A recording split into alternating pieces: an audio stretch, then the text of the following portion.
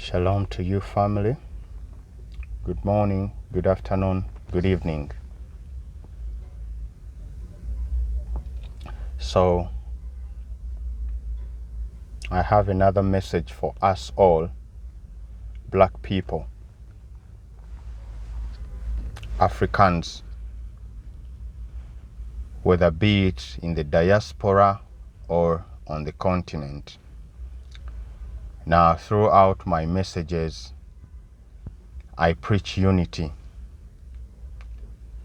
I preach against divide and rule. However, this is what I understand.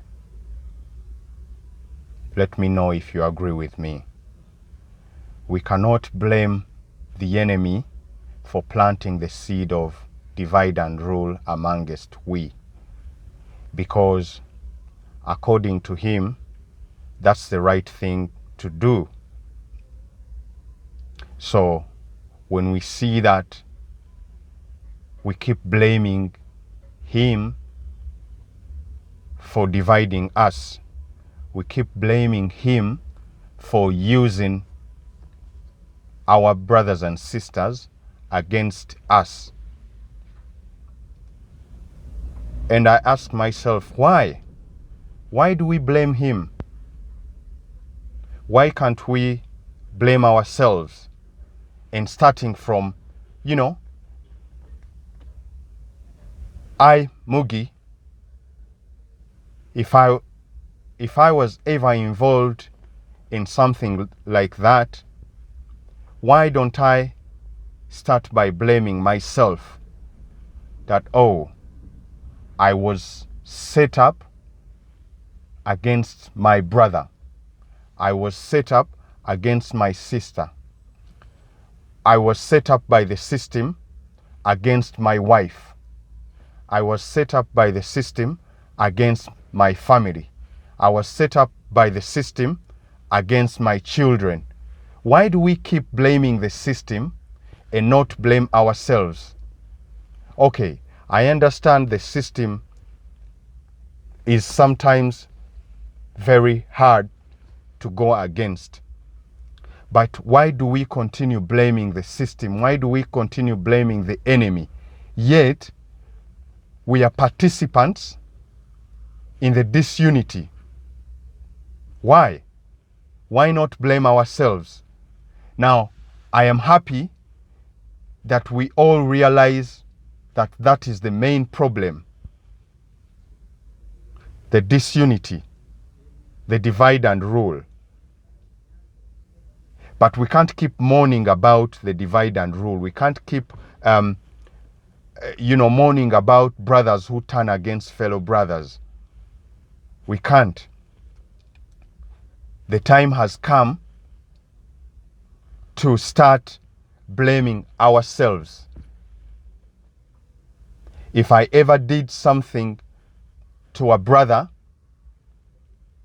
to tear him down, to break him, if I have rejected working with a brother, it's time to start blaming myself that, oh, perhaps I should have thought twice. Okay? So I am really very happy that we as black people, we are starting to realize that working against each other is a problem. It's not in our best interest. And we are realizing that for us to attain true power is we need to start working together. We need to start agreeing. Now, I'm not talking about the unimaginable, or rather the impossible, that, oh, we should always agree. No. Naturally, we will always disagree on, how to do things. However, what I am preaching to you is that we must realize that what we have in common is far greater than what we should have indifference. Okay? We should convince ourselves that the things that unite us, the things that should unite us, are far greater, much important than the things that divide us. Much important, much greater than the things that should divide us.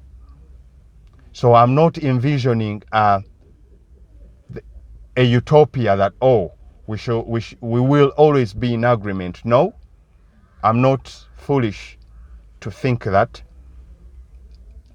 But I am preaching unity.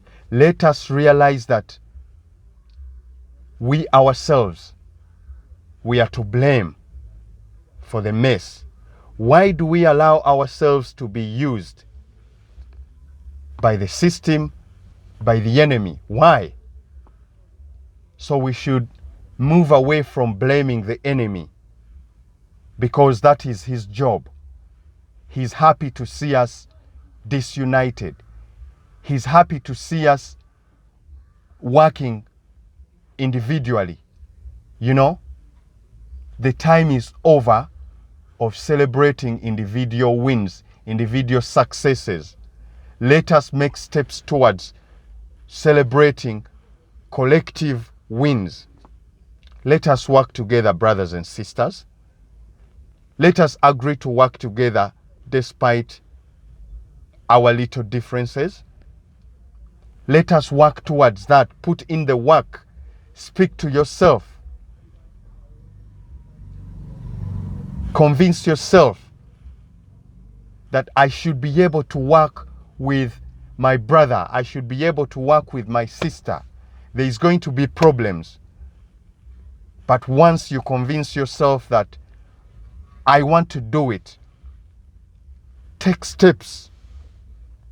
Quit condemning each other. Learn to forgive. You know, sometimes our ego supersedes the goal. You know what I'm saying? I hope I'm communicating in the right language. We like to satisfy our ego and not let me say what? We tend to satisfy our ego and not the the potential outcomes of working together. You know, brothers and sisters who have money looking down on fellow brothers and sisters who are seen to contribute less to the collective. Anyway, let's not go there. But my message today is that we should stop blaming the system. We should stop blaming the enemy, because that is his job. Planting the seed of divide and rule. He's happy when we don't unite. Let us start blaming each other for not uniting. Let us blame each other for not uniting. The enemy has set the black family against each other. The enemy has set the husband against the wife. But he cannot achieve that without our participation. You know, when the system is set such that the black man does not live in harmony with his wife, when the system is set to see that the black wife does not live in harmony with the husband, it takes the participation of the husband and the wife to accomplish that goal. If we reject it, you will not see the disunity. You will not see the divorces. So, black man and black woman, it's time to blame ourselves for being complicit in our own problems and stop blaming the enemy. It's time to rise up and think about practical solutions to these problems. It's going to take courage. It's going to take sacrifice. It's going to take pain.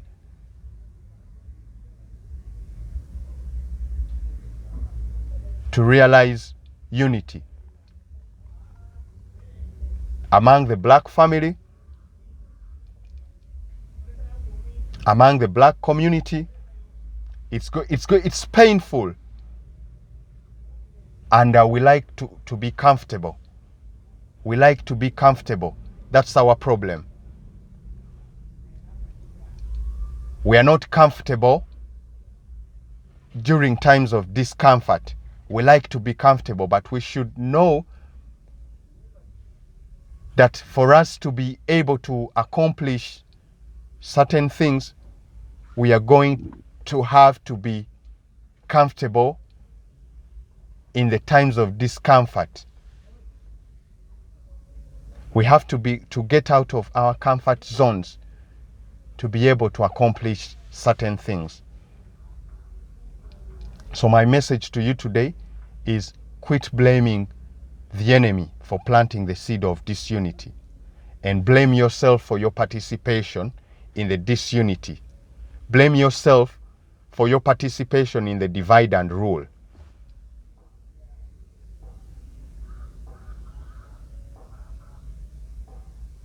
Peace and love and unity to you all. Let's work towards uniting. Let us realize our participation. Let us blame ourselves for our participation in the disunity and the divide and rule. I'll see you in the next video.